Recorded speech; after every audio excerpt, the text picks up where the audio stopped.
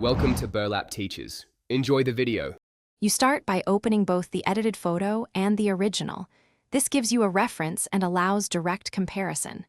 Once both are open, make a working duplicate of the edited file so you never overwrite the original. Next, enable the editor's history or versions panel and unlock any locked layers. Doing this exposes the edits so you can reverse them. Finally, check file formats.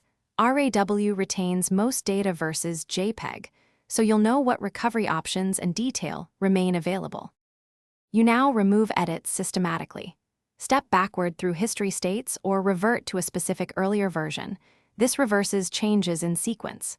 If layers were used, disable adjustment layers and masks one at a time so you can see what each change did. Once you identify the offending layer, delete or reset it. For pixel edits, use the clone/heal tools carefully to restore texture from the original. Make sure to compare with the original image. Frequently, to confirm you're restoring accurate tones, you finish by exporting a restored copy while keeping the original as a master file. This preserves both states. Once satisfied, flatten or save a high-quality copy and update metadata so file history is clear. If parts still look off, try reverting to the RAW source or use an AI revert/restore feature to recover subtle tones and highlights.